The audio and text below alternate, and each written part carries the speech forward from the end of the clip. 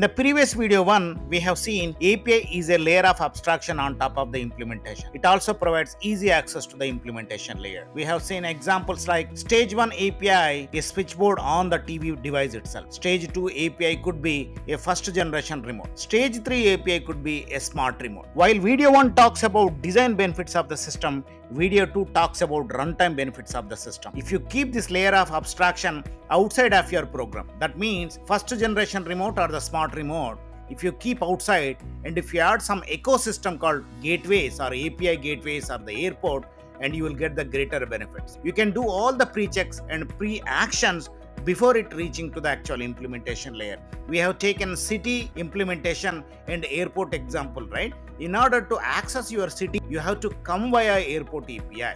You have to perform all the checks like restricted country check, security check, immigration check, and customs check. If everything is green, you will gain the access to your city implementation. Otherwise, your request will be rejected in the airport itself. In this video, we will discuss what do you mean by this API and API ecosystem in programming language context.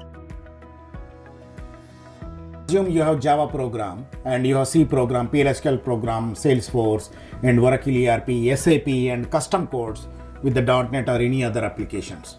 So these are all the complex implementation. These are like your televisions. But step number 1, do they have the interfacing layer on the programming device itself or on the application itself? So that is a level 1 API. Do they have a clean contract is defined so that outsider can call easily to your program? That is level 1 API. Second one, if you have an interface layer for this program, for Java, PLSQL, remove that calling mechanism, keep in a separate dedicated place. This is one API, this is another API, this is another API, this is another API, this is another API. So that is the API for programs. Example, a user may call this API and the call will be navigated to your custom apps. And another user may call this one, the call will be navigated to your Oracle ERP. So that is your API meaning. So this is like your TV complex implementation, but the calling portion, the interface will be kept outside of your program. Level 1, you can keep at your program itself. Level 2, you keep that program interface and you put into the dedicated place and you will be maintaining this interfaces separately. You will be maintaining this remote separately. This is your API gateway layer or API hosting environment or API ecosystem, right? And this is your API gateway front-end layer where you'll get the incoming calls from other programs, and that call will come to your API and API will navigate to your original program. The key difference what you are seeing is your implementation is separate, access layer is separate, and the same access layer you will be keeping in a separate different ecosystem. So that is separate, right? And so you are hiding the complex implementation of the program with a lighter interface. That lighter interface will be managed separately in the API ecosystem. And those APIs will be called by the API gateway.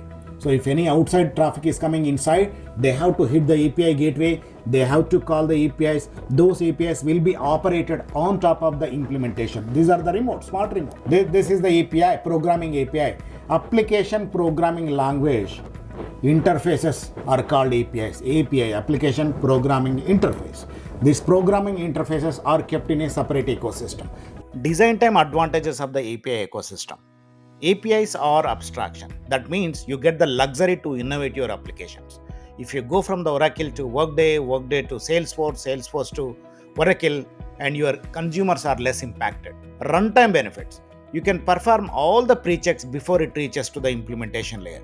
Some of the use cases are, and you can provide all the critical security setups in the API gateway. And for some of the consumers, you can open your implementation. For some of the consumers, you can close your implementation. Another use case could be, and if you receive 10 consecutive error requests, you can block the 11th request. You can do whitelisting and blacklisting of the consumer IPs. You can perform the throttling. That means you restrict all the excessive requests and you will be sending only limited requests to your implementation layer. You can detect and prevent DDoS, bot and SQL injection and other attacks.